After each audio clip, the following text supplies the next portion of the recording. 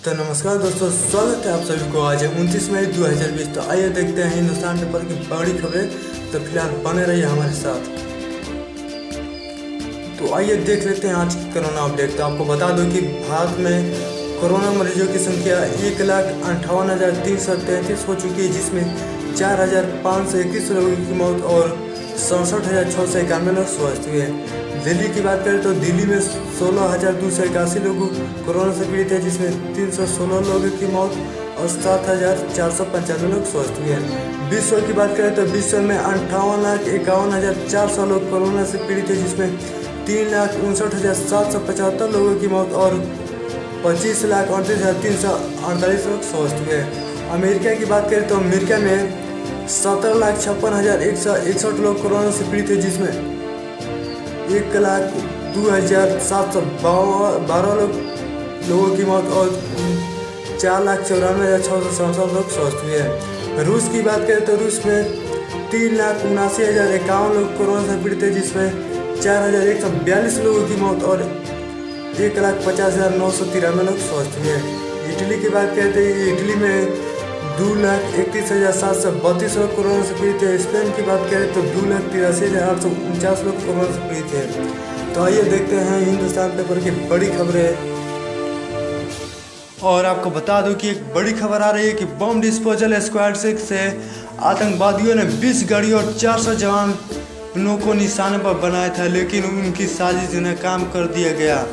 आपको बता दें कि सीआरपीएफ अब जम्मू कश्मीर पुलिस ने घाटी में हमले की योजना बना रहे थे, आतंकवादियों को तगड़ा झटका दिया है। पुलिस के मुताबिक जिस आईडी कार को आतंकी छोड़कर भाग गए थे, अगर वह उसमें विस्फोट करने में कामयाब हो जाते तो बड़ी तबाही मच जाती। दरअसल जब बम डिस्पोजल स्क्वाड ने तकनीकी के जरिए कार को उड़ाया तो कार का मतलब 50 मीटर ऊपर तक गया।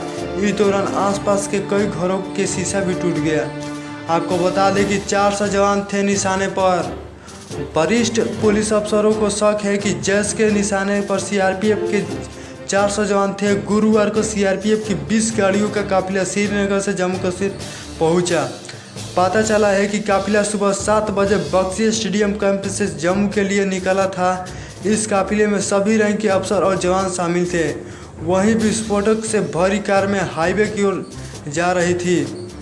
हिजबुल का आतंकी गाड़ी चला रहा था। प्राथमिक जांच में सुरक्षा बलों ने इसमें शामिल 2 आतंकियों की पहचान जाहिर की। इनमें से एक आदिल है जो जैप और हिजबुल दोनों के साथ काम करता है। बताया जा रहा है कि यह कार वहीं चला रहा था। उसके साथ कार में पाकिस्तानी आतंकी फौजी भाई भी था। वह भी जैश के लिए काम करता है। आईडी तैयार करने वाले आतंकी का भी पता लगा लिया गया। यह आईडी पाकिस्तानी आतंकी वलीद ने तैयार की थी। इस श्रेणी का आतिल वदील उर्फ मूसा उर्फ इदलिस 2015 से है। हिजबुल मुजाहिद और जैश ए मोहम्मद ने मिलकर यह वाहन तैयार किया था।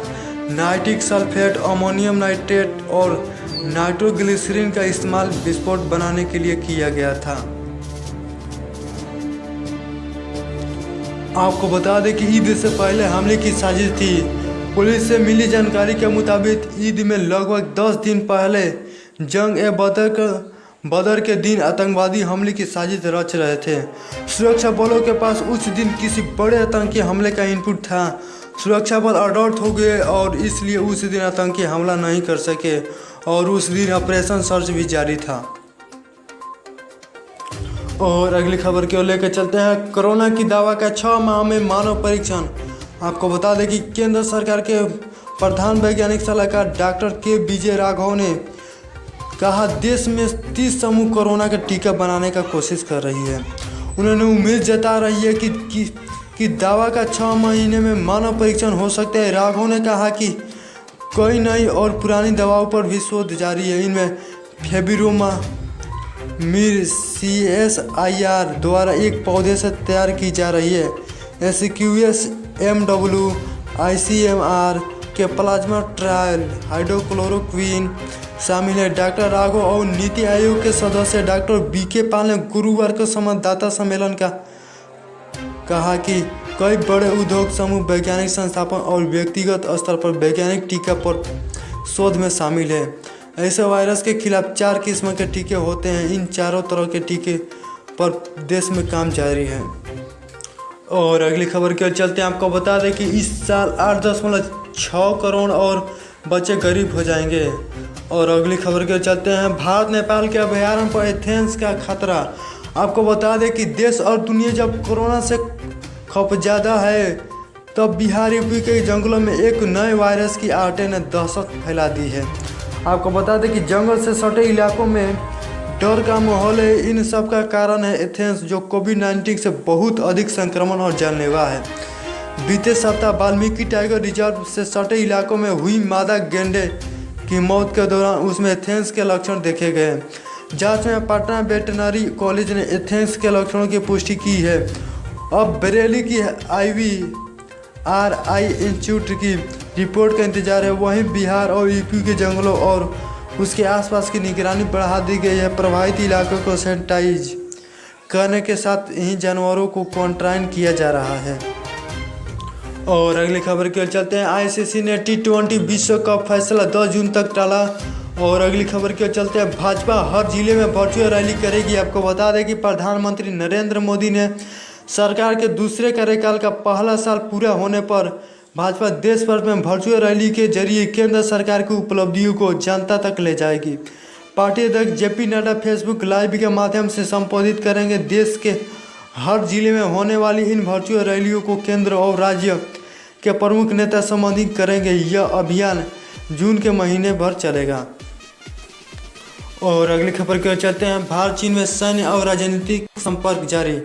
आपको बता दें कि भारत में लद्दाख इलाके में सीमा विवाद पर चीन की ओर से शांति की भाषा के जवाब में कहा है कि चीन के साथ सैन्य व कूटनीतिक स्तर पर बने तंत्र के तहत दिल्ली और बीजिंग में बातचीत जारी है। भारत आपसी विवाद के मुद्दों पर शांतिपूर्ण तरीके से निपटने का प्रयास कर रहा है। भारत ने दोहराया कि उनके सैनिक सीमा प्रबंधन के प्रति बहुत ही जिम्मेदार रूप अपनाते हैं और सीमावर्ती क्षेत्र में उत्पन्न होने वाली किसी भी मुद्दे को हल करने के लिए चीन के साथ विविध द्विपक्षीय समझौते और प्रोटोकॉल में निर्धारित प्रक्रियाओं का सख्ती से पालन करते हैं। और अगली खबर की ओर चलते हैं। चीन ने कहा अमेरिकी मदद की ज़रूरत नहीं। आपको बता दें कि भारत चीन को सीमा पर उपजे ताज़ा विवाद सुलझाने के लिए अमेरिका की मदद की ज़रूरत नहीं है। चीन के सरकारी मीडिया ने अमेरिकी राष्ट्रपति डोनाल्ड ट्रंप की मध्यस्थता की पेश पर गुरुवार को यह प्रतिक्रिया दी। ग्लोबल टाइम्स ने कहा कि दोनों देश की सरकारें 2017 में आपसी समझ और केंद्रीय प्रयास के जरिए लोकल विवाद हल कर चुकी है। उन्हें किसी भी समस्या के समाधान के लिए ट्रंप की मदद की कोई ज़रूरत नहीं। और अगली खबर के चलते हैं। चीन में हांगकांग पर विवादित विधेयक पास, अमेरिका भड़का। और अगली खबर के चलते हैं। मार्क्स ने निहाल रहे और ट्रंप सोशल मीडिया पर सख्ती करने को तैयार, ले सकते हैं बड़ा फैसला। और अगली खबर की ओर चलते हैं कि 103 साल की दादी ने कोरोना को मात दी। और अगली खबर की ओर चलते हैं कि जच्चा बच्चा मृत्यु दर में 45% की बढ़ोतरी संभव। और अगली खबर की ओर चलते हैं कि रिलायंस ने बनाई चीन से 3 गुना सस्ती किट। और राजमार्गों पर दुर्घटना रोकने को एक्शन प्लान। और अगली खबर की ओर चलते हैं। चीन का कोरोना पर काबू पाने का रहस्य मुलेठी में। और अगली खबर की ओर चलते हैं। आपको बता दें कि और अगली खबर की ओर चलते हैं। टिड्डियों ने किसानों की मुसीबत बढ़ा दी है। आपको बता दें कि देश के कई राज्यों में टिड्डियों के प्रकोप ने किसानों की मुसीबत बढ़ा दी है। टिड्डियों ने राजस्थान में करीब 1 लाख हेक्टेयर क्षेत्र में फसल बर्बाद कर दी है। गुजरात, मध्य प्रदेश, उत्तर प्रदेश में भी कई जिले में भी इससे प्रभावित हो चुके। अब इनका खतरा बिहार, हरियाणा और महाराष्ट्र में दिखाई दे रही है। और अगली खबर की ओर चलते हैं। प्राकृतिक आपदा घोषित करने के तैयार मध्य प्रदेश और हिमाचल प्रदेश, उड़ीसा में, तेलंगाना में अलर्ट। अगली खबर की ओर चलते हैं। तमिलनाडु पुलिस में 5 लाख से ज़्यादा मामले दर्ज। और अगली खबर की ओर चलते हैं। मजदूर बने इंजीनियर, 10 गुना सस्ते में मशीन बनाए। आपको बता दें कि कानपुर में मेट्रो रेल परियोजना के मजदूर ने लॉकडाउन के दौरान वह काम कर डाला जो इंजीनियर का था। चंडीगढ़ से हैंड फ्री मशीन बाद में आई। यहाँ के मजदूर ने पहले ही बना डाली, वह भी 10 गुना सस्ते मशीन। और अगली खबर की ओर चलते हैं। 3 लोगों के लिए पूरा विमान किराए पर लिया। आपको बता दें कि मध्य प्रदेश की राजधानी भोपाल के एक बड़े शराब कारोबारी द्वारा कोरोना महामारी के कारण अपने परिवार के सदस्यों को भीड़ से बचाते हुए दिल्ली भेजने के लिए एक विमान किराए पर लेने का मामला सामने आया है। आपको बता दें कि कारोबारी ने निजी कंपनी से एक 180 सीटों वाले एयरबस A320 विमान को किराए पर ले लिया। इसके जरिए शराब कारोबारी ने अपने परिवार को हवाई अड्डे परिसर और विमान में भीड़ से बचाया। विमान विशेषज्ञों के अनुसार एयरबस 320 का किराया लगभग 20 लाख रुपये होता है। और अगली खबर की ओर चलते हैं। 20 लाख लोगों को रेलवे ने घर पहुंचाया। और आपको बता दें कि श्रमिकों में 80% लोग यूपी बिहार के हैं। और अगली खबर की ओर चलते हैं। नोएडा सेक्टर ने 1000 उद्योग शुरू करने की तैयारी। और आपको बता दें कि जेल में 2 बंदियों के बीच मारपीट, 1 की मौत। और अगली खबर की ओर चलते हैं। नोएडा में 11 नए कोरोना संक्रमित मरीज मिले। और आपको बता दें कि तिहाड़ से समय पूर्व रिहाई के 31 मामलों की प्रस्तुति। गाजियाबाद के 29 कंटेनमेंट जोन हॉट स्पॉट में बदले। आपको बता दें कि अगली खबर की ओर चलते हैं। जेवर एयरपोर्ट यमुना एक्सप्रेस से जुड़ेगा। और अगली खबर की ओर चलते हैं। 40,000 व्यापारियों को दुकान खोलने का इंतजार। और एम्स के 3 और डॉक्टर संक्रमित। और आपको बता दें चौथे दिन दिल्ली हवाई अड्डे से 292 उड़ानें भरी गई। और अगली खबर की ओर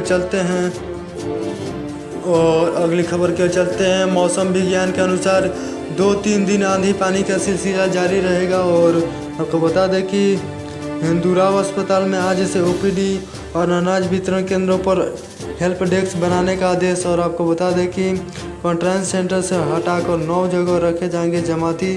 और 3 देशों में 541 जमातियों के खिलाफ 12 आरोप पत्र। और NIA के जांच पर 18 को सुनवाई। और आपको बता दें कि एशियाई देशों में भारत सबसे संक्रमित देश बन चुका है। और मानसून फिर सक्रिय 1 जून तक केरल पहुंचेगा।